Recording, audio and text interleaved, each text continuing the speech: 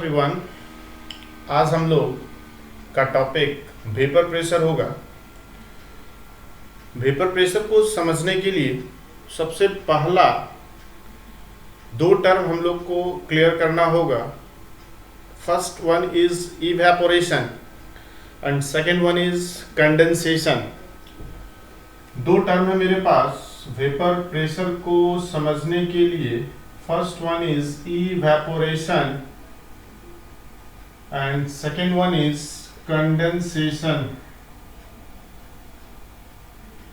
evaporation का मतलब ये हुआ कि अगर ये कंटेनर है मेरे पास और इसमें एक लिक्विड फिल किया गया है, इस लिक्विड में बहुत सारे मॉलिक्यूल्स होंगे, लेकिन कुछ मॉलिक्यूल ऐसा होगा जिसका काइनेटिक एनर्जी बाकी मॉलिक्यूल्स के रिस्पेक्ट में ज़्यादा होगा, या फिर हम कहें कि वो मॉलिक्यूल जो सरफेस पे है उसके पास बल्क वाले मॉलिक्यूल के रिस्पेक्ट में एनर्जी ज़्यादा है। वैसे एनर्जी को हम लोग सरफेस एनर्जी भी कहेंगे। और वो जो मॉलिक्यूल टॉप पे प्रेजेंट है वो मॉलिक्यूल का काइनेटिक एनर्जी अधिक होने के वजह से वो मॉलिक्यूल का पॉसिबिलिटी है कि वो इस सरफेस को छोड़ के ऊपर की ओर चला जाए। ऐसा इसलिए क्योंकि इसके पास सरफेस एनर्जी के फॉर्म में एनर्जी अवेलेबल है, जिसके चलते ही ऊपर जा सकता है। आखिर इसके पास क्यों एनर्जी ज़्यादा अवेलेबल है? तो अगर जो टॉप पे मॉलिक्यूल है उस मॉलिक्यूल को इस तरीके से सराउंडिंग मॉलिक्यूल अट्रैक्ट कर रहा होगा, इधर मॉलिक्यूल नीचे जो है नीचे अट्रैक्ट कर रहा है, राइट और लेफ्ट में अट्रैक्शन हो रहा है, बट ऊपर की ओर किसी तरह का अट्रैक्शन नहीं है। लेकिन अगर कुछ मॉलिक्यूल जो बल्क में प्रेजेंट है उसके बारे में अगर हम बात करें तो उसके सराउंडिंग में चारों तरफ दूसरा मॉलिक्यूल होगा।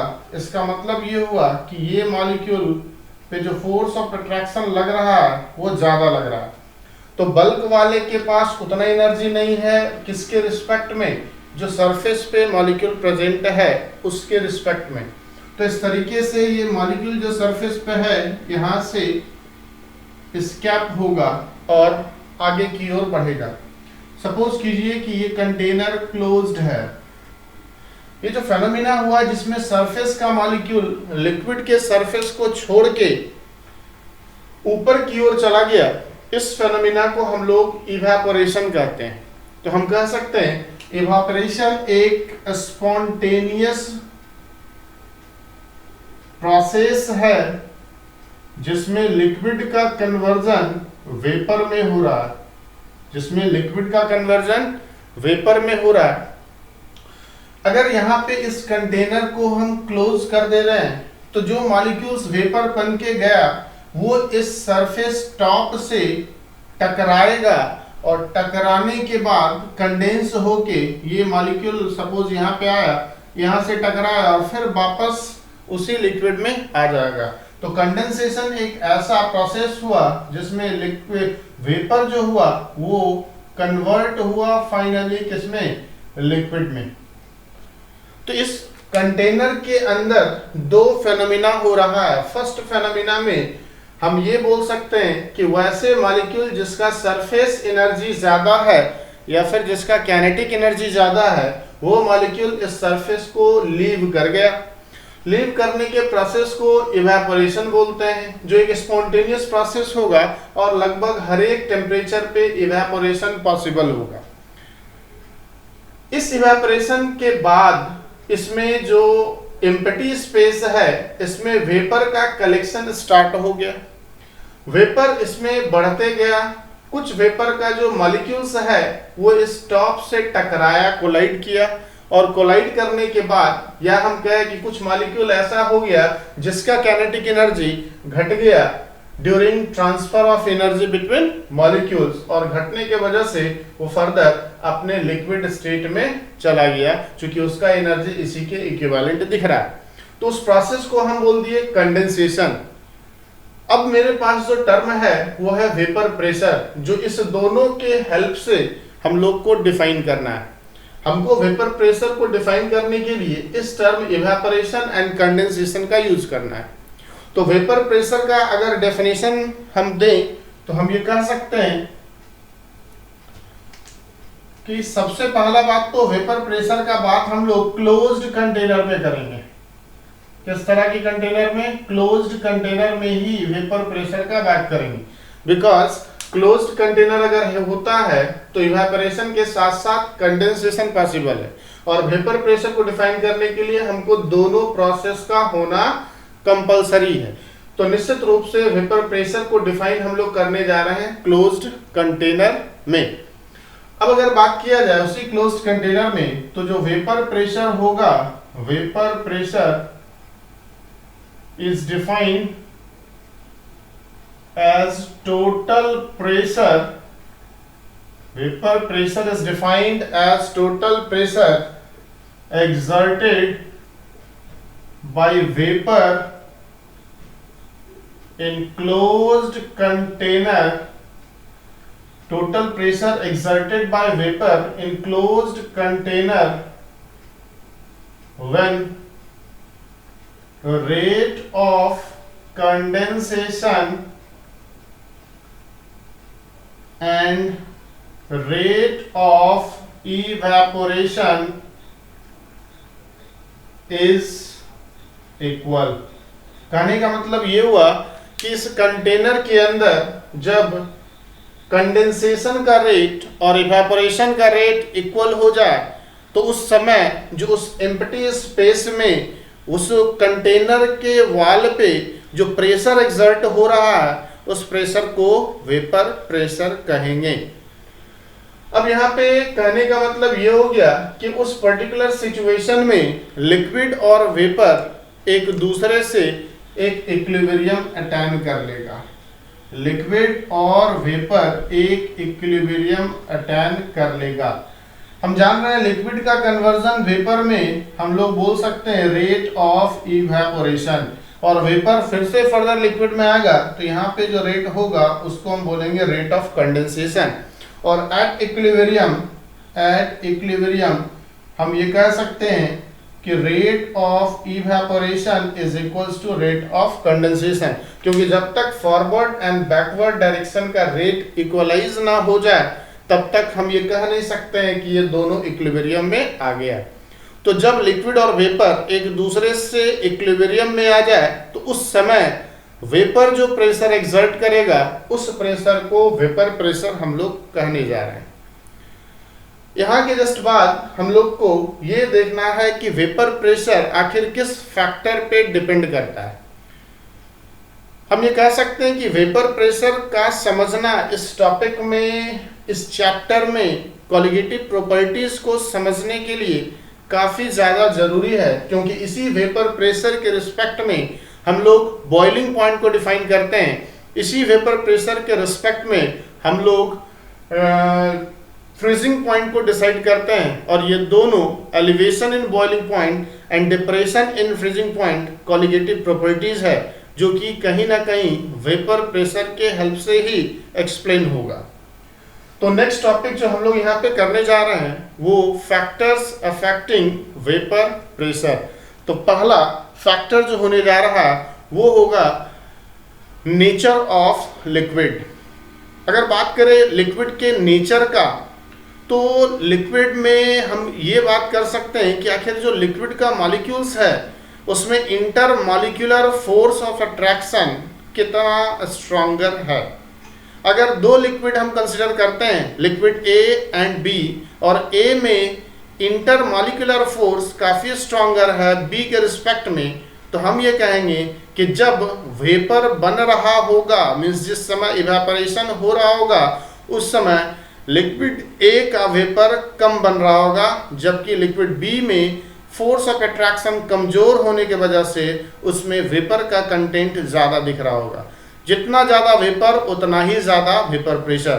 तो यहाँ के बेसिस पे इस यहाँ से कंक्लूजन निकल के आ रहा है, और वो ये कि जो वेपर प्रेशर होगा वो इनवर्सली डिपेंड कर सकता है inter molecular force of attraction. किस तरह के inter molecular force of attraction हो सकता है? इन जनरल हम लोग लिक्विड में इंटरमॉलिक्यूलर फोर्स ऑफ अट्रैक्शन का बात करें और उसका इफेक्ट का बात करें तो हाइड्रोजन बॉन्डिंग एक स्ट्रॉन्गर फैक्टर होने जा रहा है जो ये डिसाइड करता है कि किस लिक्विड का वेपर प्रेशर किसी पर्टिकुलर टेम्परेचर पे ज़्यादा या कम होगा। अगर हम एग्जाम्पल कंसिडर करें वाटर और इथेनॉल का, अगर हम एग्जाम्पल कंसिडर करें वाटर और इथेनॉल का, तो अगर बात करें इथेनॉल का तो chemical formula of ethanol is C2H5OH। This is C2H5OH, ये है इथेनॉल। और अगर हम बात करें वाटर का तो ये ऑक्सीजन हुआ और ये हाइड्रोजन हुआ और यहाँ पे जो वाटर हो गया। वाटर के एक मॉलिक्यूल अपने सराउंडिंग में 4 वाटर मॉलिक्यूल से टेट्राहेड्रली जुड़ा हुआ होता है और यहाँ पे जो टेट्राहेड्रल स्ट्रक्चर है यहाँ पे हाइड्रोजन बॉन्ड से ये जुड़ा रहेगा, चारों वाटर मॉलिक्यूल जो सेंटर में वाटर मॉलिक्यूल है उससे। तो कहने का मतलब यहाँ पे जो हाइड्रोजन बॉन्डिंग है काफी स्ट्रॉन्ग है, जबकि यहाँ पे जो हाइड्रोजन बॉन्डिंग होगा वो 2 मॉलिक्यूल्स को कनेक्ट कर रहा है। जैसे यहाँ पे अगर ये ऑक्सीजन है, इस हाइड्रोजन को हम यहाँ पे ऐसे लिख दे और एक और अल्कोहल का मॉलिक्यूल लिख ले HCH2 एंड CH3, 1 2 3 4 एंड 5। अब बताइए इस ऑक्सीजन का इलेक्ट्रोनेगेटिविटी ज्यादा है, इस हाइड्रोजन का इलेक्ट्रोनेगेटिविटी कम है। तो इलेक्ट्रोनेगेटिविटी कम होने की वजह से इस ऑक्सीजन पे हाइड्रोजन पे प्लस चार्ज पार्शियल और ऑक्सीजन पे पार्शियल नेगेटिव चार्ज। इस पार्शियल नेगेटिव चार्ज ऑक्सीजन और पार्शियल पॉजिटिव चार्ज हाइड्रोजन के बीच का जो इलेक्ट्रोस्टैटिक फोर्स ऑफ अट्रैक्शन होगा उसी को हम लोग बोलेंगे हाइड्रोजन बॉन्ड। और इस हाइड्रोजन बॉन्ड को ट्रिपल डॉट से हम लोग रिप्रेजेंट करेंगे। तो इस तरह का फोर्स ऑफ अट्रैक्शन जैसे कि हाइड्रोजन बॉन्डिंग का बात कर रहे हैं, ये कहीं ना कहीं काफी ज्यादा अफेक्ट करता है। जहां पे जितना ज्यादा हाइड्रोजन बॉन्ड का एक्सटेंशन होगा इंटरमॉलिक्यूलर फोर्स ऑफ अट्रैक्शन उतना ही ज्यादा और उतना ही ज्यादा उसका वेपर प्रेशर होने जा रहा है। अगर हम बात करें कि पेट्रोल है मेरे पास और वाटर है और पूछा जाए इस दोनों में से किसी पर्टिकुलर टेम्परेचर पे ज्यादा वेपर प्रेशर किसका होगा, तो सिंपल है, वाटर एक पोलर कोवैलेंट कंपाउंड है, वाटर एक पोलर कोवैलेंट कंपाउंड है, साथ में यहाँ पे वाटर मॉलिक्यूल्स के बीच हाइड्रोजन बॉन्ड है, जबकि पेट्रोल एक नॉन पोलर कोवैलेंट कंपाउंड है। Non polar covalent compound, petrol का molecule non polar covalent compound है, जबकि वाटर का मॉलिक्यूल पोलर के होने के साथ साथ हाइड्रोजन बॉन्डिंग है। तो अगर फोर्स ऑफ अट्रैक्शन का बात करें तो वाटर में इंटरमॉलिक्यूलर फोर्स ऑफ अट्रैक्शन काफी हाई है, पेट्रोल में इंटरमॉलिक्यूलर फोर्स ऑफ अट्रैक्शन काफी लो है, इसलिए इसका वेपर ज्यादा बनेगा और इसका वेपर कम बनेगा। मींस ये कम वेपर प्रेशर एक्सर्ट करेगा और ये ज्यादा वेपर प्रेशर एक्सर्ट करेगा। तो हम यहाँ पे बोल सकते हैं कि vapour pressure is inversely proportional to intermolecular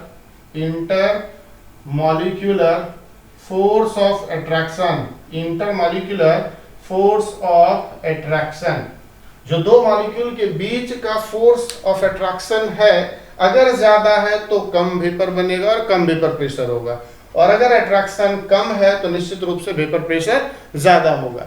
इस वेपर प्रेशर के बेसिस पे हम सब्सटेंस को 2 कैटेगरी में डिवाइड कर सकते हैं। एक को हम लोग वोलेटाइल बोलेंगे और दूसरे को हम लोग नॉन वोलेटाइल बोल सकते हैं। वोलेटाइल का मतलब जो आसानी से वेपर में कन्वर्ट होता है, इजिली वेपोराइज, जबकि non volatile can not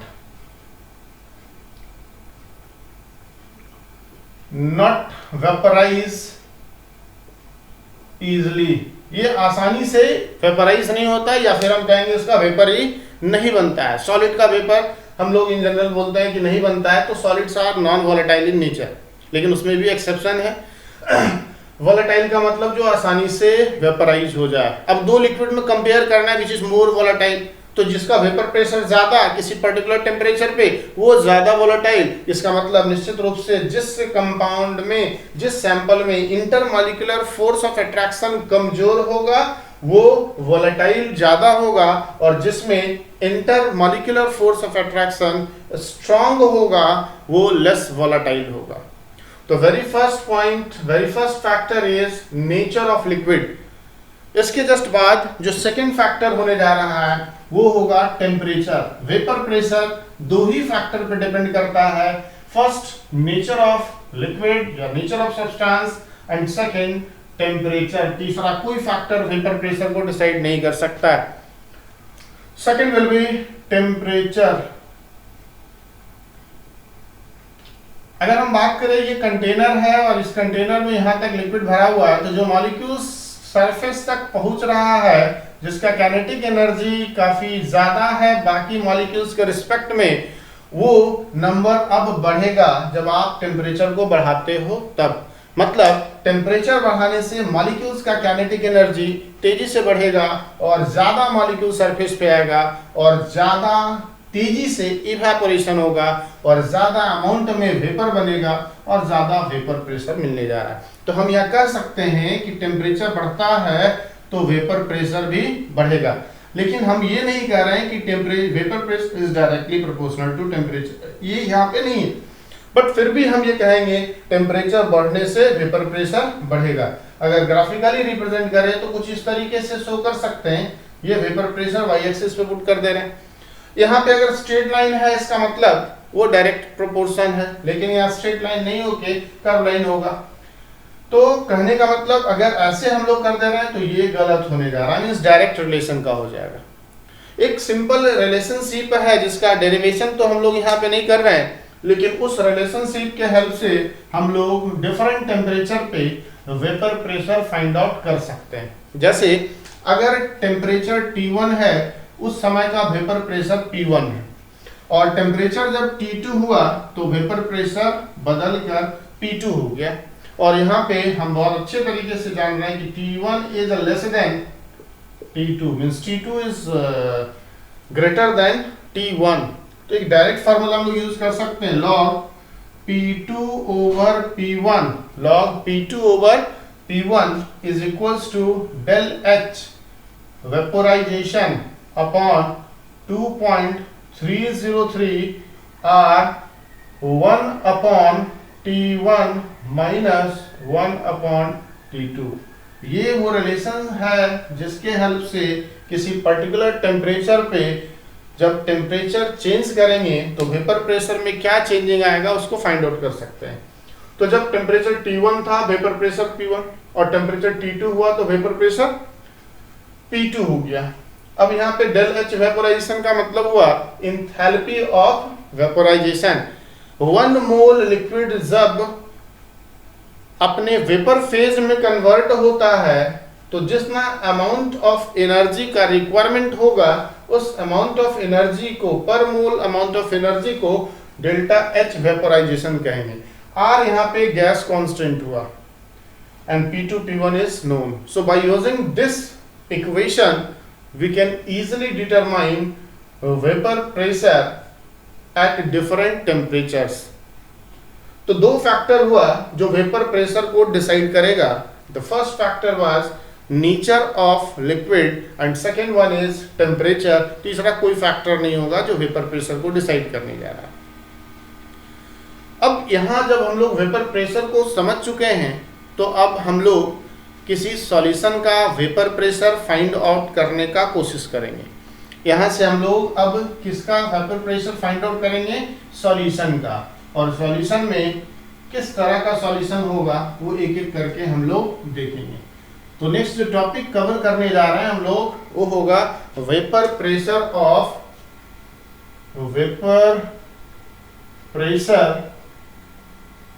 of a solution containing vapor pressure of a solution containing two volatile liquids, और दो volatile liquids A और B है। ए और बी, दो वोलेटाइल लिक्विड मेरे पास ए और बी है। और यहीं पे हम लोग एक लॉ पढ़ेंगे जिसको रॉल्स लॉ कहेंगे, जिसको हम लोग बोलेंगे रॉल्स लॉ। तो रॉल्स लॉ के हेल्प से ही हम लोग सॉल्यूशन का वेपर प्रेशर फाइंड आउट करने का कोशिश करेंगे। रॉल्स लॉ के हेल्प से सॉल्यूशन का वेपर प्रेशर फाइंड आउट करने का कोशिश करेंगे। तो कैसे हम लोग फाइंड आउट करेंगे? सपोज ये एक कंटेनर है जिसमें लिक्विड ए है और ये दूसरा कंटेनर है जिसमें लिक्विड बी है। अब इस कंटेनर को उठा के, दोनों कंटेनर को उठा के एक बड़े से कंटेनर में रख दिए जहां पे दोनों तरह का लिक्विड है। इस कंटेनर को क्लोज किए, इस कंटेनर को क्लोज किए और इसको भी क्लोज कर दिए। यहाँ जो प्रेशर जनरेट होगा वो सिर्फ और सिर्फ लिक्विड ए के चलते होगा। यहाँ पे जो प्रेशर जनरेट होगा वो सिर्फ और सिर्फ लिक्विड बी के चलते होगा, लेकिन यहाँ पे जो प्रेशर जनरेट होगा वो लिक्विड ए और बी दोनों के चलते होने जा रहा है। तो यहाँ जो प्रेशर जनरेट हुआ वो हम लोग रिप्रेजेंट कर रहे हैं पी नॉट ए फर्स्ट कंटेनर में, जबकि दूसरे कंटेनर में जो वेपर बना वो है पी नॉट बी। और यहाँ पे जो वेपर बना वो बना ए के चलते पी ए बना और बी के चलते पी बी बना, और इस दोनों को ऐड किए तो पी टोटल मिला हमको। इस दोनों को ऐड किए तो क्या मिला? P total. ध्यान से, मेरे पास कंटेनर 1 है, मेरे पास कंटेनर 2 है। इस दोनों कंटेनर को जोड़ के यहाँ पे न्यू कंटेनर में डाल दिए लिक्विड ए और बी को। हमको यहाँ पे फाइंड आउट करना है टोटल वेपर प्रेशर। ध्यान से कि ए एंड बी दोनों वोलाटाइल है, ए एंड बी दोनों वोलाटाइल है, मीन्स दोनों वेपर में कन्वर्ट आसानी से कर सकता। तो हम लोग को टोटल प्रेशर के लिए हम ये कह सकते हैं P A plus P B.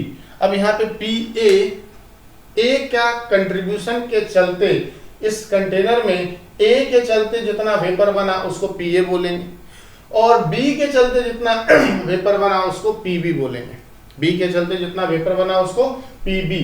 तो इस तरीके से यहाँ पे हम लोग लिख सकते हैं कि total pressure is equals to pressure exerted by A plus pressure exerted by B. अब यहाँ पे हम लोग को रॉल्स लॉ को देखना होगा। रॉल्स लॉ का कहना है कि किसी सॉल्यूशन में अगर एक सॉल्यूशन में डिफरेंट कंपोनेंट प्रेजेंट है तो उस कंपोनेंट के चलते जो वेपर प्रेशर जनरेट होगा वो वेपर प्रेशर उसी कंपोनेंट के मोल फ्रैक्शन पे डायरेक्टली डिपेंड करेगा। फिर से, अगर एक सॉल्यूशन दो कंपोनेंट से बना है तो उस सॉल्यूशन के किसी पर्टिकुलर कंपोनेंट के चलते जो pressure means vapour pressure generate हुआ है वो वेपर प्रेशर उसी कंपोनेंट के मोल फ्रैक्शन पे डायरेक्टली डिपेंड करेगा। तो कहने का मतलब हम यहाँ पे अकॉर्डिंग टू रॉल्स लॉ कह सकते हैं कि ए के चलते जो वेपर प्रेशर इस कंटेनर में बना है वो डायरेक्टली प्रोपोर्शनल होगा mole fraction of A, means P A is directly proportional to zeta A. Zeta is the symbol of mole fraction. उसी तरीके से हम यहाँ पे ये भी बोल सकते हैं कि P B is directly proportional to mole fraction of B. तो ये दोनों पॉइंट हम लोग किस बेसिस पे लिखे हैं? रॉल्स लॉ के बेसिस पे। रॉल्स क्या कहते हैं? एक सॉल्यूशन में जो कंपोनेंट प्रेजेंट है उसका जो वेपर प्रेशर है उसी के मोल फ्रैक्शन पे डायरेक्टली डिपेंड करेगा। अब यहाँ पे जब इस प्रोपोर्शनलिटी को हटाएंगे तो एक कांस्टेंट पुट करना होगा, और ये कांस्टेंट उसी लिक्विड के प्योर फॉर्म का वेपर प्रेशर होगा P naught A zeta A, और यहाँ पे P B is equals to P naught B and zeta B. That means ये आ गया मेरा यहाँ पे। अब अगर बात करें कि आखिर यहाँ पे पी नॉट ए है क्या और पी नॉट बी है क्या, तो ध्यान से आइए, कंटेनर 1 में सिर्फ और सिर्फ मेरे पास कौन सा लिक्विड था?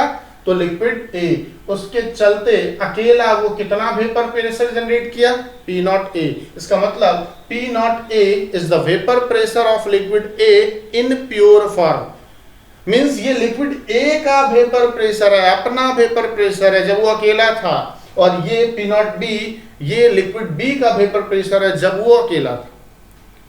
इसका मतलब P नॉट ए के जगह पे हम लिख सकते हैं vapour pressure of liquid A in pure form, और P नॉट बी के जगह पे हम लिख सकते हैं vapour pressure of liquid be in pure form. लेकिन क्वेश्चन राइज होता है कि आखिर कांस्टेंट में हम लोग P नॉट ए और P नॉट बी क्यों पुट किए। ये तो रॉल्स लॉ कह रहा है कि P is directly proportional to zeta A mole fraction A and P is directly proportional to zeta B mole fraction B। लेकिन हम लोग कांस्टेंट के जगह पे क्यों पुट कर रहे हैं P naught A and P naught B। तो अगर बात करें कि इस सॉल्यूशन में, अगर हम बात करें इस सॉल्यूशन में सिर्फ A है, अगर बात करें इस सॉल्यूशन में क्या है, सिर्फ A, तो सिर्फ A रहेगा तो उसका मोल फ्रैक्शन 1 होगा, उसका मोल फ्रैक्शन 1 होगा। तो अगर हम बोले कि if solution only contains A then XA कितना हो जाएगा 1, तो PA इज इक्वल्स टू क्या लिखेंगे, सपोज यहाँ पे कांस्टेंट K रख रहे हैं और तभी हमको पता चलेगा P नॉट A क्यों रखे, K इंटू 1, तो K किसके बराबर हो गया PA, और PA वो अकेला प्रेशर है जो लिक्विड ए एक्सर्ट कर रहा है, तो पी ए के जगह पे हम लोग क्या रखेंगे पी नॉट ए, इसलिए यहाँ पे कांस्टेंट हम लोग पी नॉट ए पुट करते हैं। अब इस इक्वेशन में आते हैं हम लोग, total pressure PT is equals to P A के जगह पे P naught A zeta A और पी बी के जगह पे P naught B zeta B हम लोग पुट कर सकते हैं। तो ये फार्मूला मेरे पास आ गया सॉल्यूशन का total pressure, vapour pressure find out करने के लिए। थोड़ा सा इसमें चेंजिंग लाया जा सकता है, Pt is equals to P naught A zeta A plus P naught B, and हम लोग को पता है कि mole fraction of A plus mole fraction of B is equals to 1। Means एक सॉल्यूशन में जितना भी कंपोनेंट होता है उसके मोल फ्रैक्शन के सम को कितना बोलेंगे 1 हम लोग कहने जा रहे हैं। तो यहाँ पे mole fraction of B is equals to 1 minus mole fraction of A, ऐसा बोल सकते हैं। थोड़ा सा इसको आगे बढ़ाते हैं तो यहाँ पे हम लोग लिख सकते हैं क्या P naught B minus P naught B mole fraction of A. कुछ और अच्छे से लिखे इसको तो हम लोग यहाँ पे P naught A zeta A minus P naught B zeta B A plus P naught B लिख सकते हैं, और यहाँ P naught A minus P naught B बचेगा into zeta A plus P naught B is equals to P total. तो P total के लिए यहां से ये बोल सकते हैं। इसका मतलब ये हुआ कि हम यहाँ पे ये कह सकते हैं कि जो टोटल प्रेशर होता है वेपर का किसी सॉल्यूशन में वो किसी एक कंपोनेंट के मोल फ्रैक्शन पे डिपेंड करता है। इसका मतलब क्या हुआ, फिर से हम कह रहे हैं कि एक सॉल्यूशन में जो टोटल वेपर प्रेशर हमको मिलने जा रहा है वो किसी एक कंपोनेंट के मोल फ्रैक्शन पे डिपेंड करेगा। अगर यहां पे हम लोग से बोला जाए कि ग्राफ ड्रॉ करना है तो इस पर्टिकुलर फॉर्म को हम लोग पहले देखेंगे, क्या ये इक्वेशन ऑफ स्ट्रेट लाइन को फॉलो कर रहा है, क्या ये भी इक्वेशन ऑफ स्ट्रेट लाइन को फॉलो कर रहा है। ठीक है, हम यहाँ पे क्या ड्रॉ करने जा रहे हैं, पर्टिकुलर ग्राफ ड्रॉ करने जा रहा है। किस तरह से ग्राफिकली हम रॉल्स लॉ को रिप्रेजेंट करेंगे उसके लिए एक पर्टिकुलर ग्राफ ड्रॉ करने का कोशिश करते हैं यहाँ पे। तो मेरे पास अकॉर्डिंग टू रॉल्स लॉ दो इक्वेशन है, P A is equals to P naught A zeta A and P B is equals to P naught B zeta B. अगर हम इसके लिए ग्राफ ड्रॉ करें तो हम कहेंगे कि ये पी ए है और ये मोल फ्रैक्शन ऑफ ए। अगर यहाँ पे देखा जाए तो यहाँ पे 0 है, यहाँ पे मोल फ्रैक्शन 0, यहाँ पे मोल फ्रैक्शन 0। तो इसका ग्राफ जो होगा कुछ इस तरीके से होगा, क्योंकि ये फॉलो कर रहा है P A is equals to P naught A X A. हम लोग इसको लिख सकते हैं y is equals to M X, y is equals to M X. तो यहाँ पे मोल फ्रैक्शन ऑफ a जैसे जैसे बढ़ेगा, मोल फ्रैक्शन a का जैसे जैसे बढ़ेगा वैसे वैसे PA भी बढ़ेगा। और यहाँ पे हम लोग ये भी बोल सकते हैं कि अगर यहाँ P भी पुट कर रहे हैं और यहाँ X भी पुट कर रहे हैं, 0 है, तो ये भी ग्राफ कुछ इस तरीके का होगा। अब इस दोनों ग्राफ को मर्ज करते हैं, इसको इस तरीके से ग्राफ को पकड़ते हैं और इधर बेंड कर दे रहे हैं, इसको इस तरीके से इधर बेंड कर दे रहे हैं। तो कुछ इस तरीके से इसको यहां से इधर बेंड कर रहे हैं, तो ये दोनों मर्ज कर जाएगा कुछ इस तरीके से, ये दोनों कुछ इस तरीके से मर्ज कर जाएगा। और एक्स ए इधर इंक्रीज कर रहा है, तो एक्स ए का वैल्यू यहाँ पे 0, एक्स ए का वैल्यू यहाँ पे 0। एक्स ए ज्यादा से ज्यादा क्या हो सकता है, मोल फ्रैक्शन मैक्सिमम कितना हो सकता है, तो 1 हो सकता है। अगर एक्स बी का बात करें हम, तो एक्स बी इधर बढ़ रहा है, तो निश्चित रूप से यहाँ पे एक्स बी का वैल्यू 0 है और यहाँ पे एक्स बी आकर कितना हो गया, 1। तो हम लोग क्या किए हैं, इस ग्राफ को पकड़ के इसमें मर्ज किए हैं, और मर्ज करने के बाद सिचुएशन कुछ ऐसा है। अब एक्स ए बढ़ने से कुछ इस तरीके से हुआ, यहाँ पे पी ए होगा और ये एक्स ए के बीच का ग्राफ है, इधर इंक्रीज किया, तो यहाँ पे पी बी होगा और ये ग्राफ कुछ इस तरीके से मान लिया जाए बढ़ा, ये ग्राफ कुछ इस तरीके से बढ़ा, दोनों इक्वेशन ऑफ स्ट्रेट लाइन को फॉलो कर रहा है। अब यहाँ पे ये जो इंटरसेक्शन है, इंटरसेप्ट है, इस इंटरसेप्ट को क्या बोलेंगे, तो ध्यान देने वाली बात है यहाँ पे मोल फ्रैक्शन 1 किस कंपोनेंट का है, तो बी का। जब सॉल्यूशन में सिर्फ बी है तो उस समय का जो वेपर प्रेशर होगा, फिर से यहाँ पे इस लाइन पे किसका मोल फ्रैक्शन 1 है, तो कंपोनेंट बी का 1 है। इसका मतलब इस पर्टिकुलर पॉइंट पे सॉल्यूशन में सिर्फ और सिर्फ बी प्रेजेंट है, और बी प्रेजेंट है तो सॉल्यूशन में सिर्फ और सिर्फ बी का ही प्रेशर होगा, और बी का प्रेशर जो होगा वो पी नॉट बी होगा। और यहाँ पे सिमिलरली सिर्फ और सिर्फ ए प्रेजेंट है, तो यहाँ पे जो टोटल प्रेशर होगा वो पी नॉट ए होगा। अब इस दोनों को अगर हम मिला देते हैं, एक लाइन ड्रॉ करते हैं, इस दोनों को मिला दे रहे हैं, ये दोनों को अगर मिला दे रहे हैं, तो ये जो लाइन देगा वो पी टोटल देगा, और वो पी ए और पी बी का सम होने जा रहा है। वो किसका सम होने जा रहा है, P total is equals to P A plus P B. तो ये ग्राफिकल रिप्रेजेंटेशन हुआ इसी रॉल्स लॉ से रिलेटेड इक्वेशन का, जिसमें हम लोग उस पर्टिकुलर सॉल्यूशन में जो कंपोनेंट ए और कंपोनेंट बी है, दोनों को रिप्रेजेंट कर रहे हैं। जैसे जैसे ए का मोल फ्रैक्शन बढ़ रहा है तो ए का प्रेशर भी बढ़ रहा है, ए का प्रेशर भी बढ़ रहा है, और जैसे जैसे बी का मोल फ्रैक्शन बढ़ रहा है तो बी का भी प्रेशर बढ़ रहा है। यहाँ पे हम लोग पी बी लिखने जा रहे हैं क्योंकि बी का प्रेशर बढ़ रहा है और यहाँ ए का प्रेशर बढ़ रहा है। अब यहाँ पे ये जो मोल फ्रैक्शन दिख रहा है जीटा ए जीटा बी, ये मोल फ्रैक्शन लिक्विड फेज में है।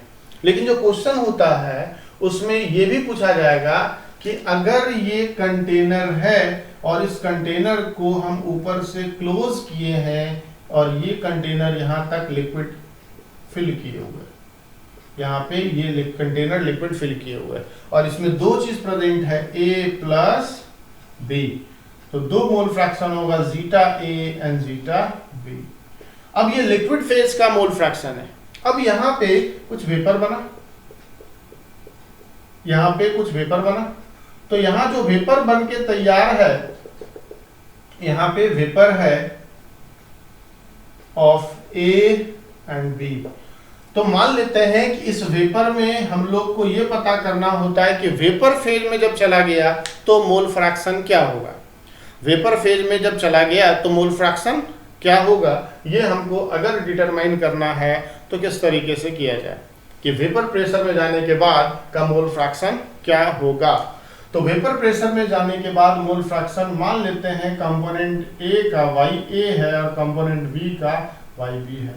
YA और XA सेम नहीं होने जा रहा है क्योंकि YA is mole fraction of A in vapour phase and x zeta A is mole fraction of component A in liquid phase। जब वो सॉल्यूशन में था तब। उसी तरीके से YB is mole fraction of component B in vapor phase and XB is mole fraction of component B in liquid phase। तो question में YA और YB के बारे में भी पूछा जाएगा। इसके लिए हम लोग एक लॉ जो कि क्लास 11th में कवर किया गया है और उस लॉ का नाम है Dalton's law of partial pressure, उसी का हेल्प लेंगे और तब हम लोग फाइंड आउट कर सकते हैं किसको, YA एंड YB। तो यहाँ पे जो बात आ रहा है वो आ रहा है Dalton's law of partial pressure. Dalton's law of partial pressure. Dalton's law of partial pressure is equals to P is equals to mole fraction into total pressure। ये Dalton's law of partial pressure। Partial pressure किसी एक component का जो होता है वो उस component के मोल फ्रैक्शन और टोटल प्रेशर के प्रोडक्ट के बराबर होता है। अब पार्शियल प्रेशर क्या होता है उसको भी थोड़ा सा समझ लें। अगर ये एक क्लोज्ड कंटेनर है और इसमें 3 तरह का सब्सटेंस है A, B और C और इस कंटेनर का वॉल्यूम भी है। सपोज ये तीनों मिलके जब प्रेशर एक्सर्ट कर रहा है तो उसको टोटल प्रेशर बोलेंगे। अब इतना ही वॉल्यूम में B और C को बोले बाहर आ जाओ तो अकेले A जो प्रेशर एक्सर्ट करेगा उसको बोलेंगे पार्शियल प्रेशर ऑफ A और C को बोले बाहर आ जाओ तो बचा कौन, अकेला B। अकेला B जो प्रेशर लगाएगा उसको पार्शियल प्रेशर ऑफ B बोलेंगे। उसी तरीके से A और B को बोले बाहर बैठ जाओ तो अकेला C जो प्रेशर एक्सर्ट करेगा पार्शियल प्रेशर ऑफ C और partial pressure of A plus partial pressure of B plus partial pressure of C is equals to total pressure. यह है Dalton's law of partial pressure. Means partial pressure is equals to mole fraction into total pressure.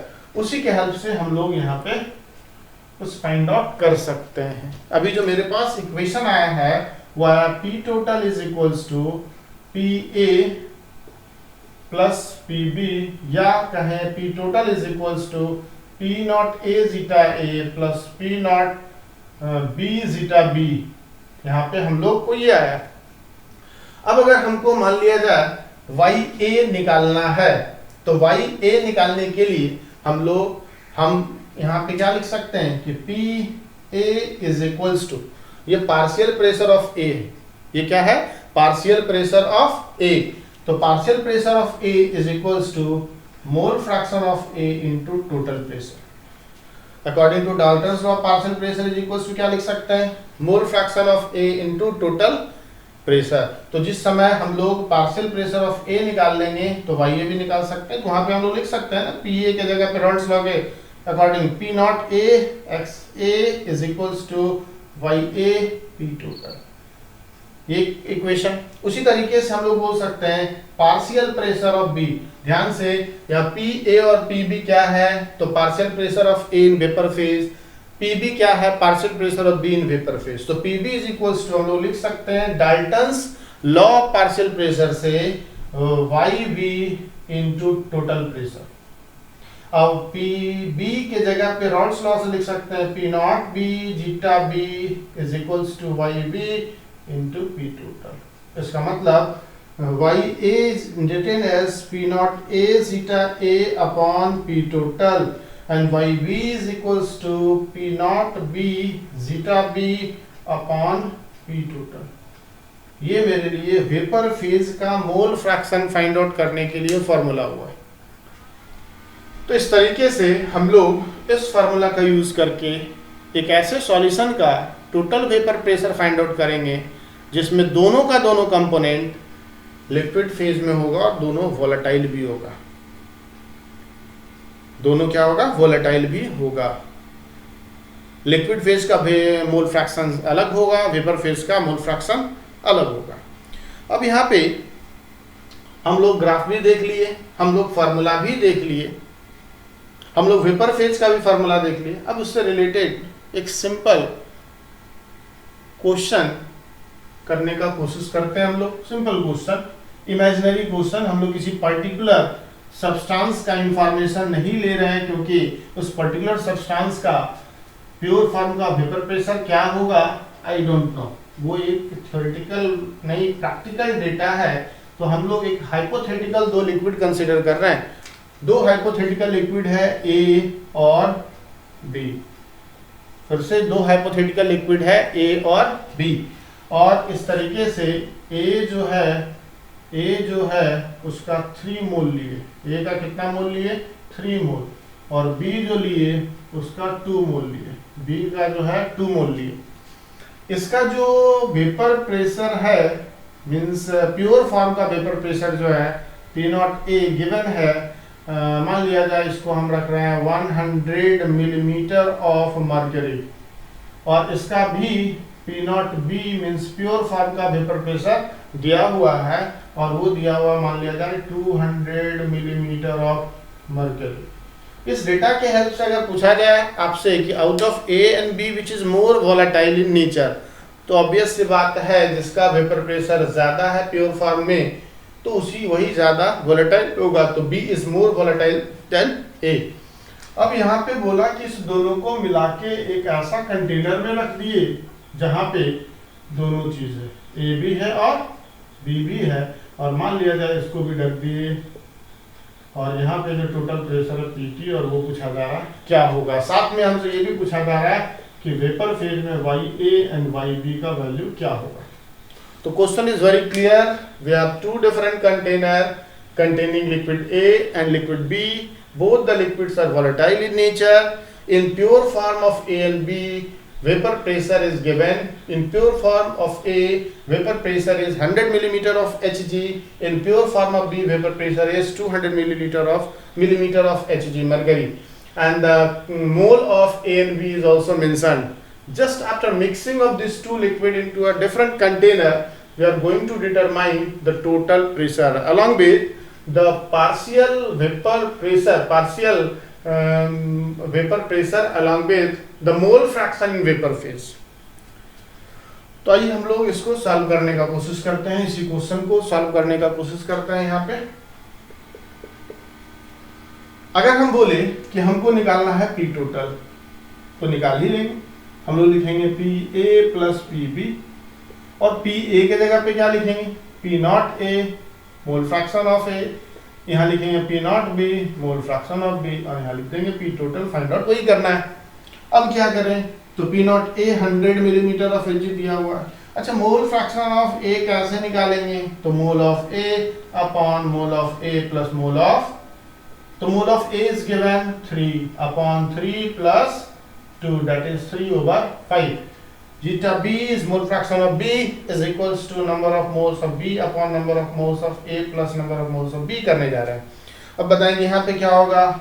Number of mole of B कितना है? 2 upon 2 plus 3 that is 2/5। दोनों को add करने पे 1 आ जाएगा। अब यहाँ पे उस वैल्यू को पुट करते हैं 100 into Zeta A is 3/5 and P not B is given 200 millimeter of Hg and mole fraction of component B is 2/5. तो 5 20 is 100, 5 40 is 200, 23 is 60 and 42 is 80. Means ये टोटल आ गया 140 मिलीमीटर ऑफ मर्क्यूरी। ये है total pressure जो solution में exert होगा जब ए और बी, मीन्स यहाँ पे प्रेशर कितना होने जा रहा? तो प्रेशर होने जा रहा है 140 मिलीमीटर ऑफ Hg। अब यहाँ पे देखा जाए कि पी ए कितना है। चूंकि हमको वेपर फेज का मोल फ्रैक्शन पता करना है, तो P A is equals to P naught A mole fraction of A, तो 100 इंटू 3/5 ये हो जाएगा 60, and P B is equals to, यहाँ पे कैलकुलेट हो क्या आया कितना? 80। फाइंड आउट ही कर लेते हैं। P naught B into zeta B, P naught B is 200 and zeta B is 2/5 is total 80 millimetre of Hg।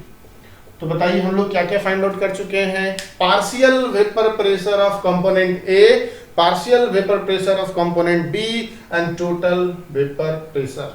क्या क्या कैलकुलेट कर चुके हैं? Partial vapour pressure of A, partial vapour pressure of B and total pressure. अब यहाँ पे अगर हम लोग फाइंड आउट करना चाहें, अगर हम लोग यहाँ फाइंड आउट करना चाहें वाई ए, तो वाई ए इज इक्वल हम लोग क्या लिखेंगे? तो वाई ए से अच्छा होगा कि हम लोग ये लिखे Dalton's law, from Dalton's law. Dalton's law से हम लोग क्या लिख सकते हैं कि जो पार्शियल प्रेशर होता है पी ए जो होगा वो mole fraction of A into total pressure के बराबर होगा। तो Y A is equals to हो जाएगा P A upon total pressure. अब बताएंगे पी ए कितना निकाले हम लोग 60 एंड टोटल प्रेशर कितना है 140, 0 0 कैंसल, 3 2 6, 3/7, 3 उसी तरीके से P B is equals to according to Dalton's law partial vapour pressure of B is equals to mole fraction of B into total pressure, then mole fraction of B is equals to partial pressure of B upon total pressure. अब partial pressure of B कितना है हम लोग अभी just find out किए हैं 80 upon total pressure कितना है 140, ये हो जाएगा 4, ये हो जाएगा 7, means Y A is 3/7 and Y B is 4/7, दोनों का ऐड करेंगे 1 आ जाएगा। तो वहां का मोल फ्रैक्शन दिख रहा है आपको और यहाँ का मोल फ्रैक्शन दिख रहा है। इस तरह के क्वेश्चन में एक और थोड़ा छोटा सा चेंजिंग आ सकता है। इसी क्वेश्चन को दूसरे तरीके से अगर देखा जाए तो क्या किया जा सकता है, इस क्वेश्चन में ए और बी का इंफॉर्मेशन दे दिया जाएगा कि ए इथिलीन ग्लाइकोल है, बी कोई और कंपाउंड है, ए का इतना ग्राम यूज किए हैं, बी का इतना ग्राम यूज किए हैं।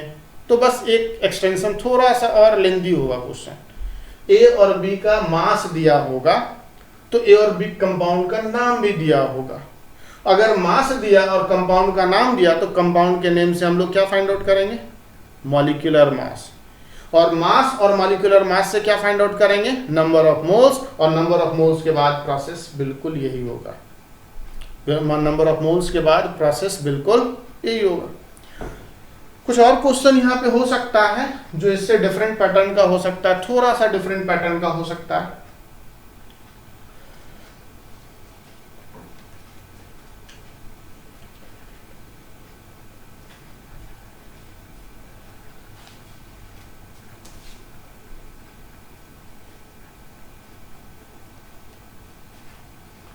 थोड़ा सा इससे डिफरेंट पैटर्न का हो सकता है।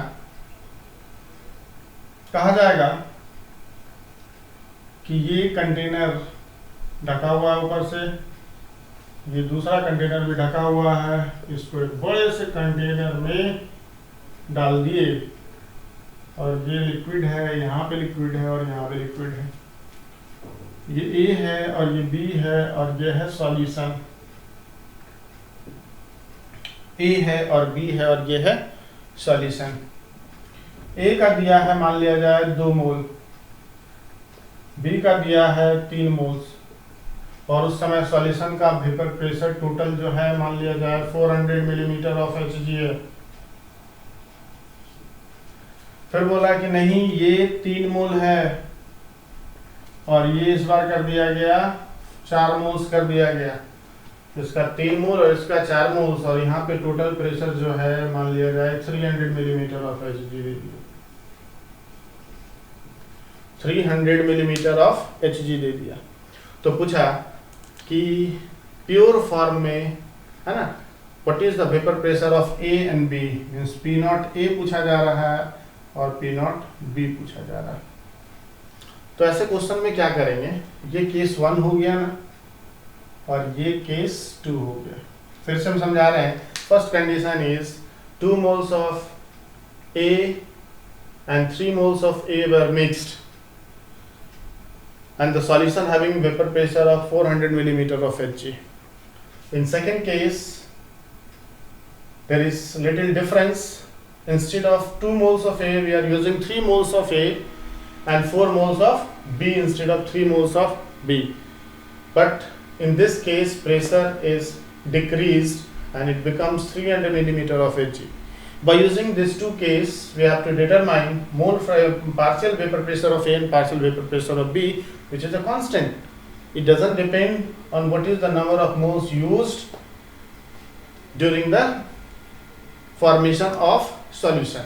So we are going to find P naught A and P naught B. तो अगर केस 1 का बात करें तो केस 1 के बेसिस पे टोटल प्रेशर कितना है 400 और इसका मान लेते हैं कि P naught A है। अच्छा ये बताइए A का मोल फ्रैक्शन कितना होगा? A का मोल फ्रैक्शन होगा 2/2 + 3, 2/2 + 3।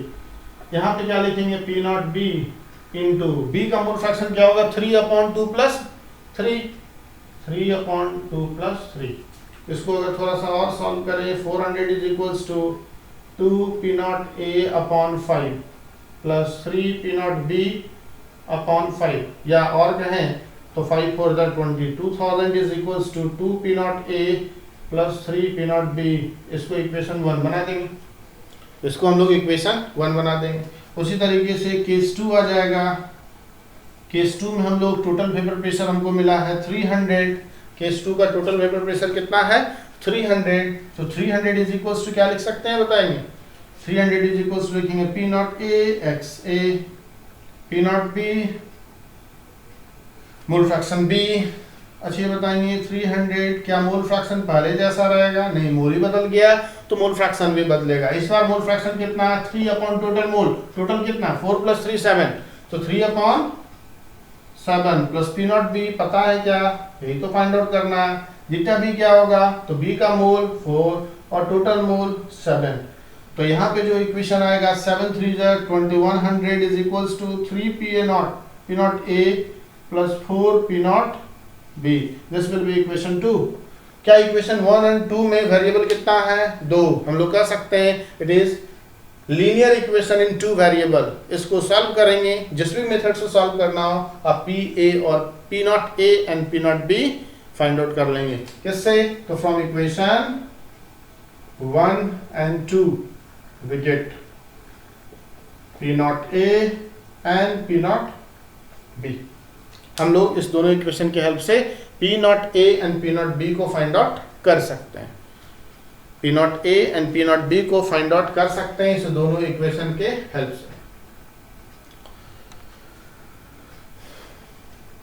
तो कुछ इसी तरह का छोटा छोटा न्यूमेरिकल्स इस टॉपिक से बन सकता है, जो कि हम लोग किसी पर्टिकुलर सॉल्यूशन का वेपर प्रेशर फाइंड आउट कर रहे हैं टोटल। अब कोई दूसरे तरह का सॉल्यूशन का बात कर लें जिसमें एक तो वोलेटाइल होगा, दूसरा नॉन वोलेटाइल होगा। Vapour pressure of solution containing non volatile solute, containing non volatile solute. इस बार कैसा सॉल्यूट है? Non volatile. तो सॉल्यूट यहाँ पे हम लोग B से और सॉल्यूट को A से, नो सॉल्यूट को B रहने दे रहे हैं, ठीक है। पूरे चैप्टर में A यूज किए हैं तो यहाँ B A ही यूज करेंगे। सॉल्वेंट यहाँ पे मेरा B है। तो सॉल्वेंट क्या है? वोलेटाइल।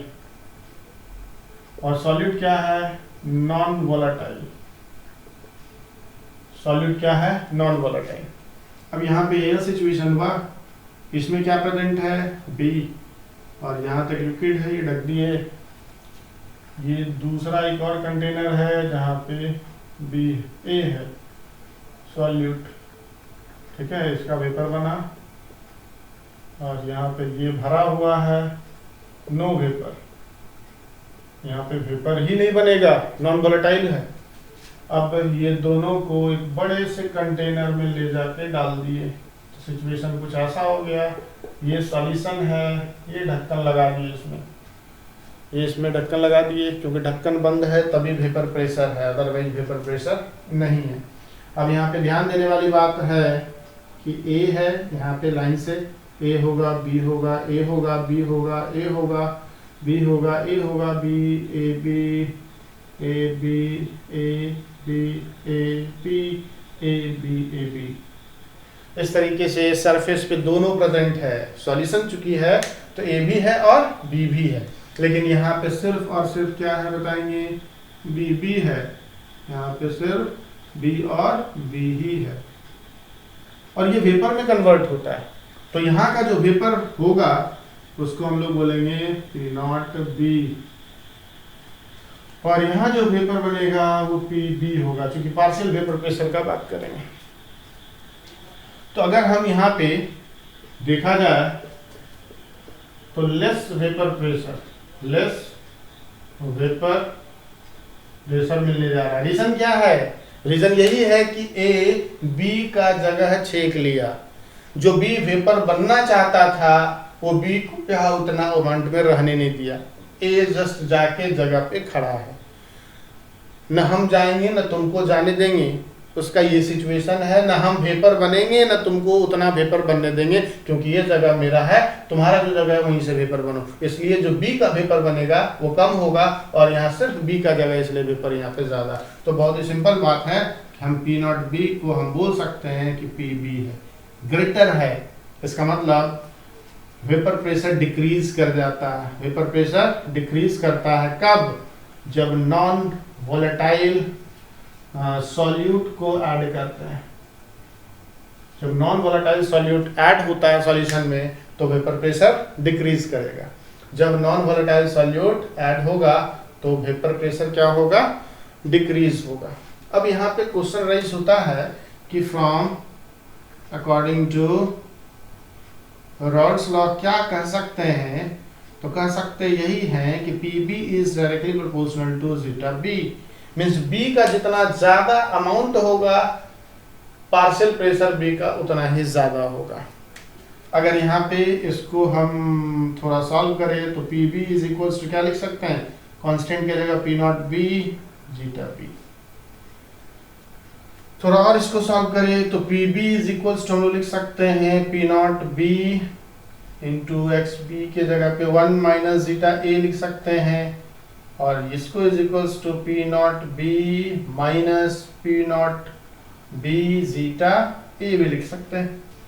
अब यहाँ पे और क्या क्या लिख सकते हैं, लिख ही देते हैं। P naught B zeta A is equals to P naught B minus P B.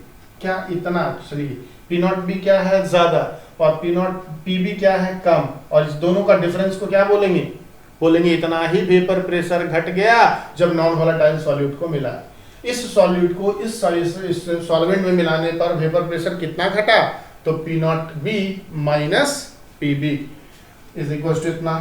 तो अगर मोल फ्रैक्शन ऑफ ए लिखे तो हम लिख सकते हैं P naught B minus P B upon P naught B. इसका मतलब क्या है? ध्यान से देखना है। P naught B minus P B को हम बोलेंगे लोअरिंग इन वेपर प्रेशर। इसको हम डेल्टा पी भी बोल सकते हैं। और जब हम लोग delta P upon P naught B लिखेंगे तो इसको बोलेंगे R L V P. R L V P refers to relative lowering in vapour pressure. Relative lowering in vapour pressure. तो relative lowering in vapour pressure delta P by P naught B. तो overall मेरे पास क्या आया बताएंगे? Delta P upon P naught B is equal to zeta. इसका मतलब relative lowering of vapour pressure, relative lowering in vapour pressure is equals to mole fraction of component A. तो इस तरीके से हम लोग ऐसे सॉल्यूशन का वेपर प्रेशर फाइंड आउट कर लिए जिसके में प्रेजेंट सॉल्यूट नॉन वोलेटाइल है। अब इसी टॉपिक से रिलेटेड हम लोग सॉल्यूशन का क्लासिफिकेशन करेंगे। एक आइडियल सॉल्यूशन होगा, दूसरा नॉन आइडियल सॉल्यूशन होगा।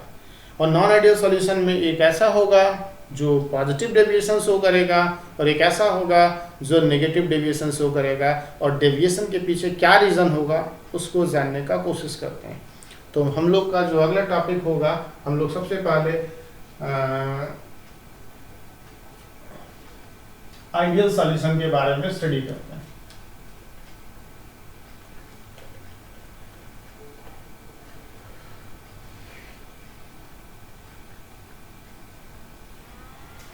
तो हम लोग का जो टॉपिक होगा वो यहाँ पे आइडियल सॉल्यूशन होगा। चला याद कीजिए, आइडियल एंड रियल गैसेस भी हम लोग को पढ़ना था ग्रेड 11th में। चैप्टर था स्टेट्स ऑफ मैटर। और वहाँ पर भी आइडियल का कुछ कॉन्सेप्ट था, उस कॉन्सेप्ट को वहीं रहने देते हैं, लेकिन यहाँ पे क्या कॉन्सेप्ट है इस बात को समझने का कोशिश करते हैं। सबसे पहले होता क्या है आइडियल गैस में, वो सब चीज़ लिखते हैं।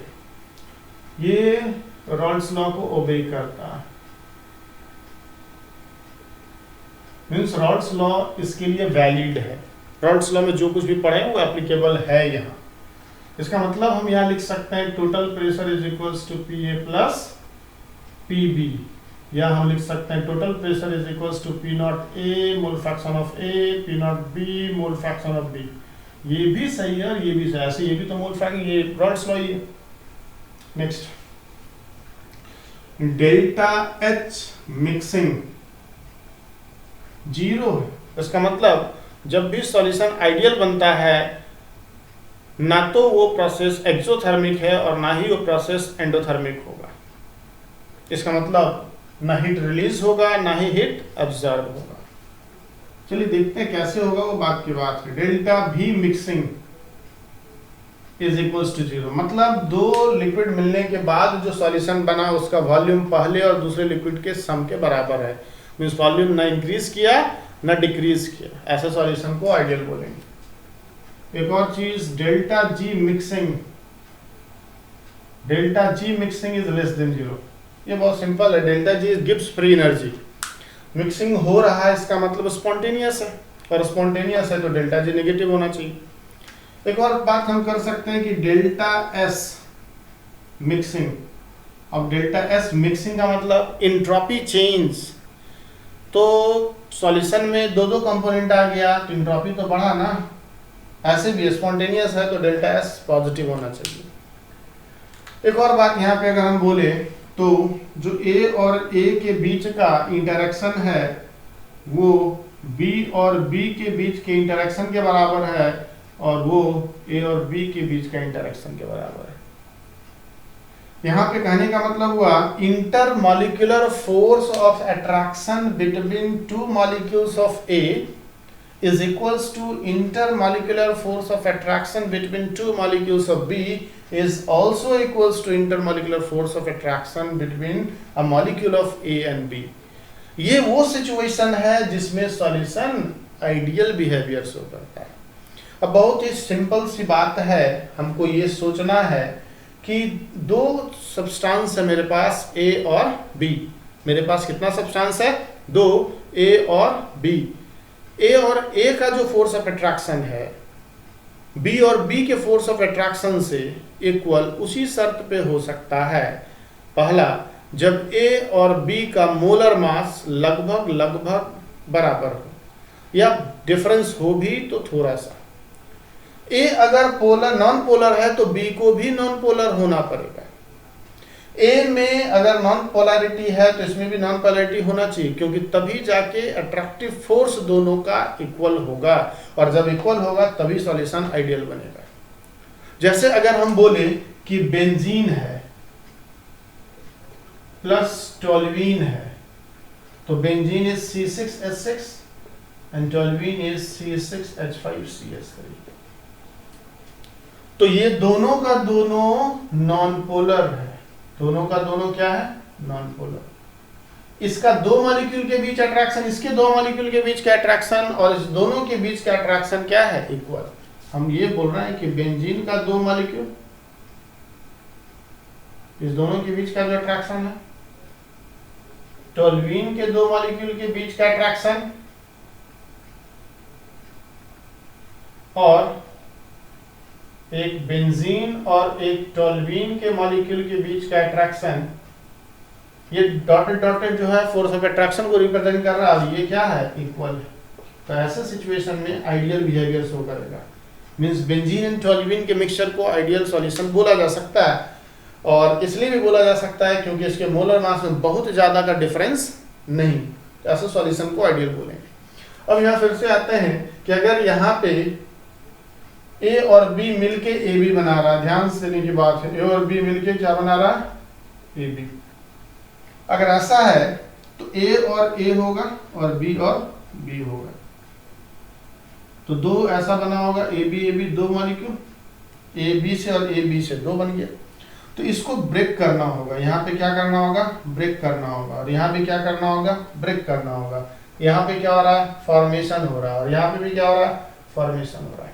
अब ध्यान देने वाली बात है ये कि ए के बीच का force of attraction A B के फोर्स ऑफ अट्रैक्शन के बराबर है। इसका मतलब इस दोनों के बीच के बॉन्ड को तोड़ने में, इस दोनों के बीच के इंटरमॉलिक्यूलर फोर्स ऑफ अट्रैक्शन को ब्रेक करने में और इसको ब्रेक करने में इक्वल एनर्जी लगेगा, और इस दोनों के नए बॉन्ड के बनने के समय उतना ही एनर्जी रिलीज होगा जितना कि यहाँ पे रिक्वायर्ड हुआ था।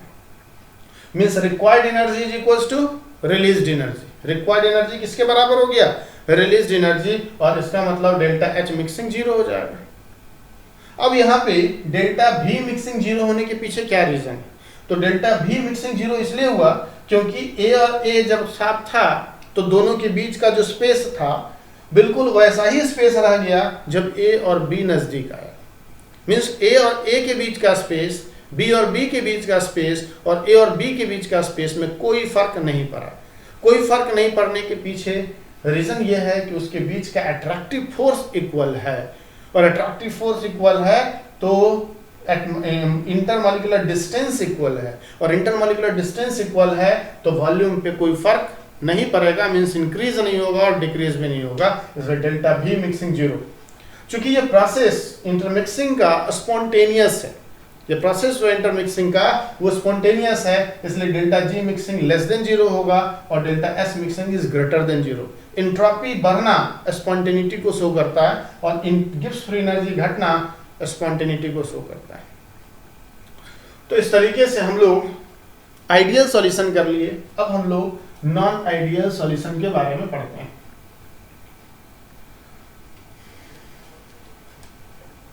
मोस्ट ऑफ द सिचुएशन में नॉन आइडियली ही बिहेव करता है। नॉन आइडियल सॉल्यूशन कैसा सॉल्यूशन है, नॉन आइडियल सॉल्यूशन है। अब नॉन आइडियल सॉल्यूशन 2 तरह का होगा,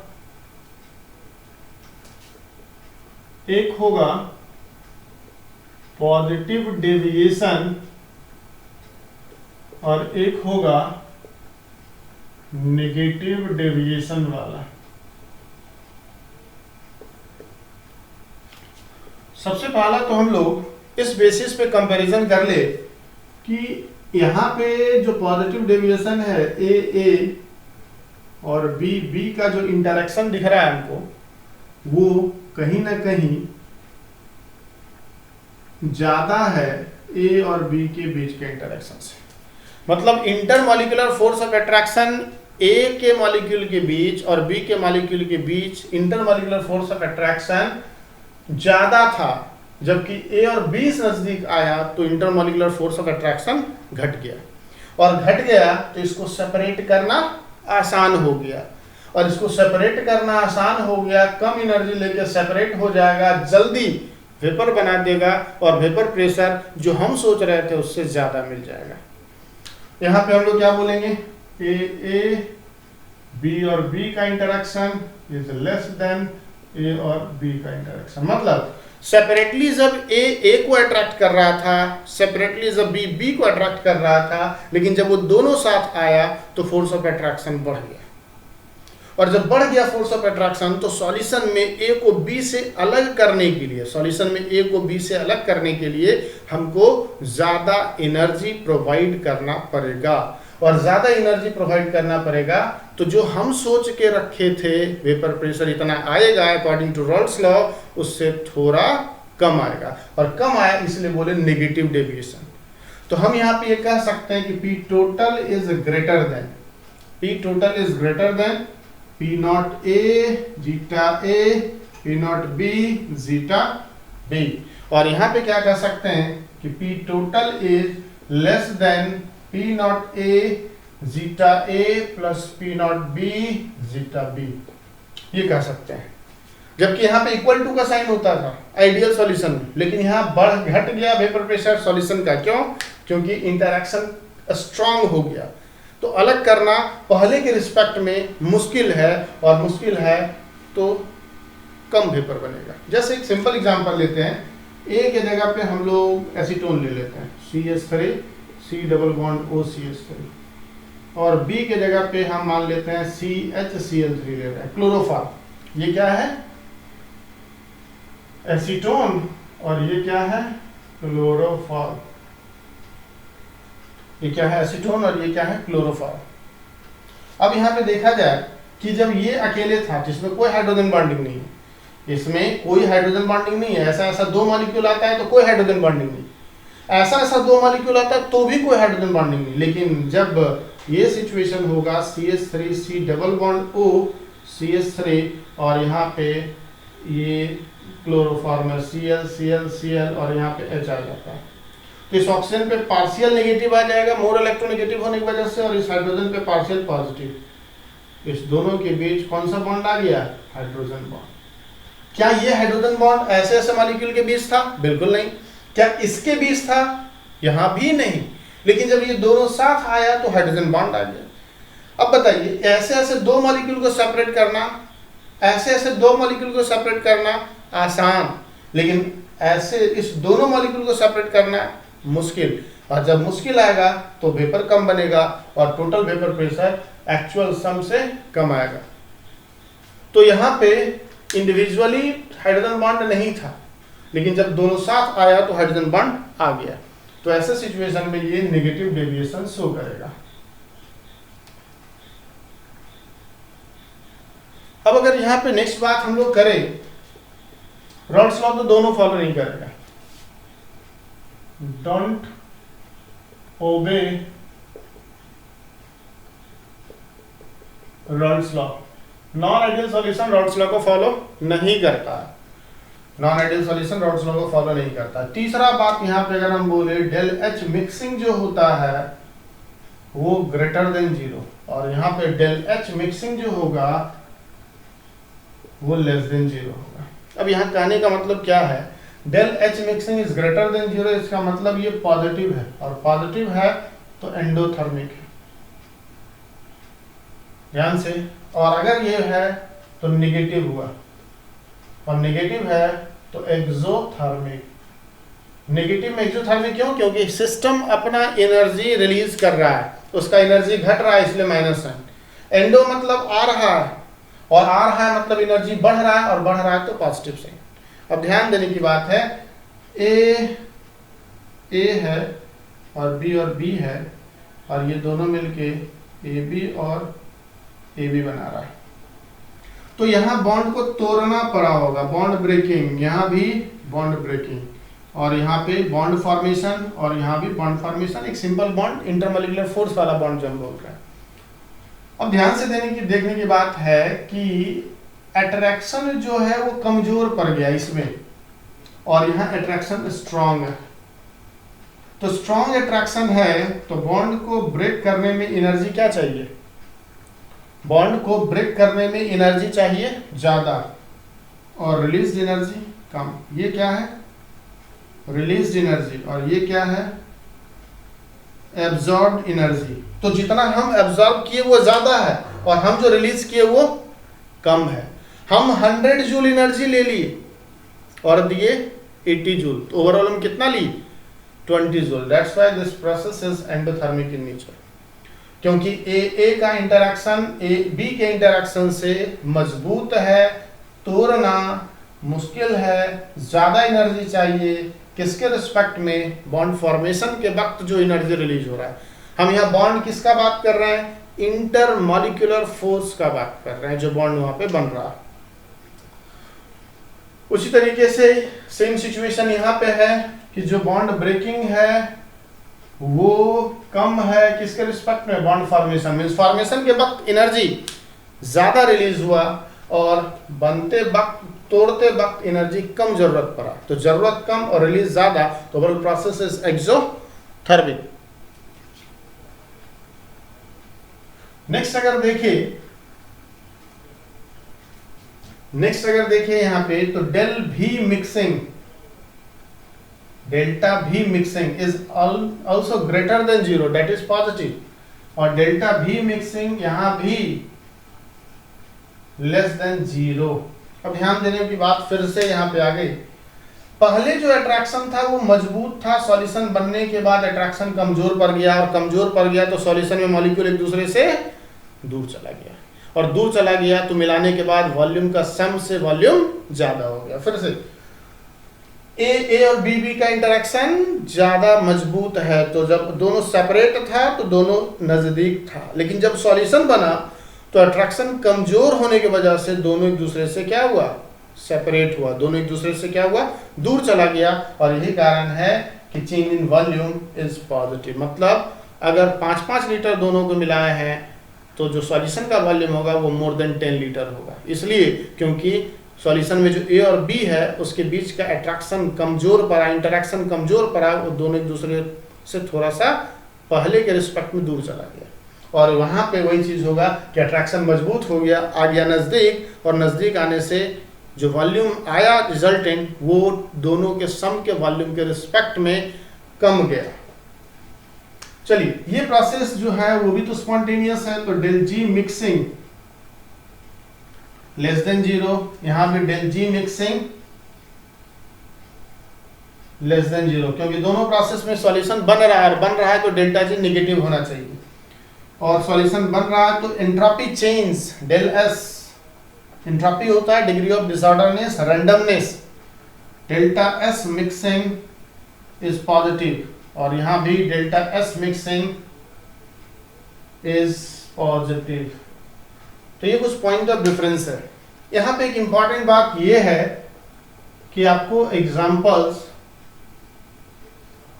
रिमेंबर, एग्जांपल्स फ्रॉम एनसीईआरटी।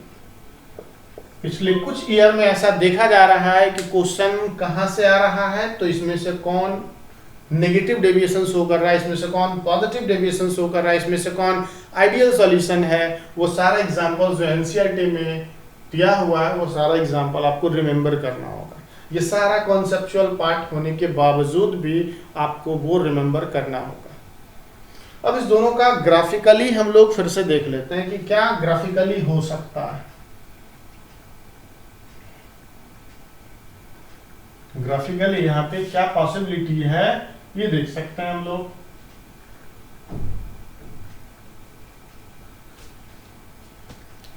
अभी जस्ट हम लोग थोड़ा देर पहले एक ऐसे सॉल्यूशन का ग्राफ बनाए थे, अलग अलग बनाए थे और फिर दोनों को मर्ज कर दिए थे। यहाँ पे 0 है और यहाँ पे 1 है, और ये मान लेते हैं जीटा ए बढ़ रहा है, और इधर 1 है और ये जीटा बी बढ़ रहा है, तो यहाँ पे जीटा बी 0 होगा। ये ग्राफ कुछ इस तरीके का था, और इस दोनों को हम लोग ऐसे करके मिलाए थे। क्योंकि यहाँ पे A का कंपोनेंट A सबसे मैक्सिमम है, इसलिए इस पॉइंट को P नॉट A बोल देंगे और इस पॉइंट को P नॉट B बोल देंगे, और ये PP होगा और ये PA होगा। उसी तरीके से यहाँ भी हम लोग पहले उसको ड्रॉ कर लेते हैं। यहाँ पे XA increasing along this side, यहाँ पे सिर्फ A बचा और यहाँ पे A 0। यहाँ पे जीटा बी इधर बढ़ रहा है, यहाँ पे मैक्सिमम हो गया और यहाँ पे 0। तो यहाँ पे ग्राफ कुछ ऐसा होगा, तो स्ट्रेट लाइन को फॉलो करेगा। यहाँ पे P 0 है इसलिए इसको बोलेंगे P नॉट B। यहाँ A 1 है इसलिए मैक्सिमम होगा, और उस समय का जो प्रेशर होगा सिर्फ A के चलते होगा, और ये PA होगा और ये होगा PB। ध्यान देने वाली बात। अब यहाँ पे पॉजिटिव डेविएशन का ग्राफ हमको शो करना है। यहाँ तो रोल्स लॉ फॉलो करने नहीं जा रहा है, जो आइडियल सॉल्यूशन का कंडीशन था वो भी यहाँ पे फॉलो होने नहीं जा रहा है। ये दोनों ग्राफ आइडियल सॉल्यूशन का है, और इसी को हमको नॉन आइडियल में पॉजिटिव एंड नेगेटिव डेविएशन में कन्वर्ट करना है। पॉजिटिव डेविएशन का मतलब हुआ जो वेपर प्रेशर हम सोच के रखे थे उससे ज्यादा वेपर प्रेशर हमको मिल रहा है, उससे ज्यादा वेपर प्रेशर हमको मिल रहा है, और यही कारण है कि इस ग्राफ को हल्का हम ऊपर से लेके जाएंगे।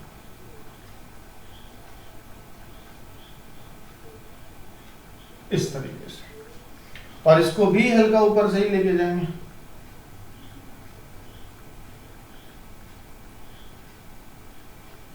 और यहां भी हमको फाइनली वैसे ही ले जाना पड़ेगा। तो जो डॉटेड लाइन है वो शो कर रहा है कि यहाँ पे डेविएशन क्या है, पॉजिटिव। डॉटेड लाइन शो कर रहा है पॉजिटिव डेविएशन। ये क्या देगा हमको, पी टोटल देगा। ये किसका पी टोटल है, अगर सॉल्यूशन आइडियल होता तो, और डॉटेड लाइन किसका है, अगर सॉल्यूशन नॉन आइडियल है तो। ये तो पॉजिटिव डेविएशन, इसीलिए एक्चुअल लाइन से क्या आ गया, ऊपर से। नेगेटिव डेविएशन में क्या होगा, एक्चुअल लाइन से नीचे से जाएगा।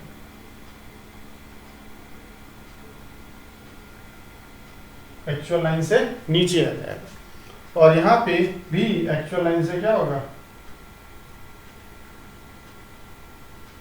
नीचे आएगा, और यहां भी एक्चुअल लाइन से नीचे आएगा। ये नेगेटिव डेविएशन हुआ, और ये क्या हुआ, पॉजिटिव डेविएशन। ये डॉटेड, ये जो लाइन है ये देगा पी टोटल, और ये भी देगा पी टोटल। लेकिन ये आइडियल सॉल्यूशन में, और ये non ideal with negative deviation. उसी तरीके से ये non ideal with positive deviation, और ये आइडियल का। तो ये हो गया representation, graphical representation ideal non ideal solution में पॉजिटिव एंड नेगेटिव डेविएशन।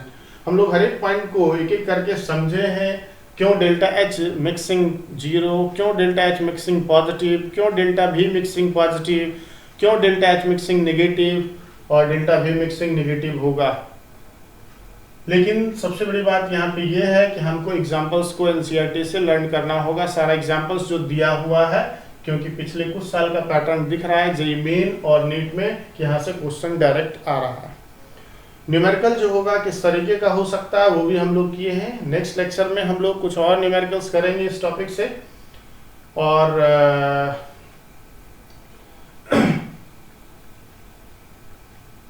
तो इस टॉपिक को हम लोग कंप्लीट करते हैं, ideal and non ideal solution, और साथ ही साथ हम लोग वेपर प्रेशर टर्म को, वेपर प्रेशर टॉपिक को कंप्लीट किए। यहाँ से अब जब हम लोग आगे बढ़ेंगे तो नेक्स्ट टॉपिक जो होगा हम लोग का वो होगा कॉलिगेटिव प्रॉपर्टीज, और उस कॉलिगेटिव प्रॉपर्टीज में हम लोग क्या क्या पढ़ेंगे। तो नेक्स्ट टॉपिक नेक्स्ट लेक्चर में जो होगा वो होगा कॉलिगेटिव प्रॉपर्टीज, और कॉलिगेटिव प्रॉपर्टीज में RLVP पढ़ेंगे, relative lowering of vapour pressure, elevation in boiling point, depression in freezing point, osmotic pressure and went of factor, went of factor. तो क्या है कॉलिगेटिव प्रॉपर्टी, काफी इंटरेस्टिंग टॉपिक है, काफी conceptual topic है, काफी प्रैक्टिकल टॉपिक है। इस पूरे टॉपिक में कहीं ना कहीं हम लोग का एक ऐसा क्वेश्चन सामने आता है जिसमें एक अननोन सॉल्यूट होता है, जिसका हमको मॉलिक्यूलर मास एक्सपेरिमेंटली डिटरमाइन करना पड़ता है, और उसी के कारण हम लोग ये डिफरेंट टॉपिक्स को पढ़ते हैं। इस डिफरेंट टॉपिक को समझने के लिए हम लोग को मोलालिटी फिर से समझना होगा, और तब जाके हम इस टॉपिक को कवर कर सकते हैं। तो नेक्स्ट लेक्चर हम लोग का होगा कॉलिगेटिव प्रॉपर्टीज का।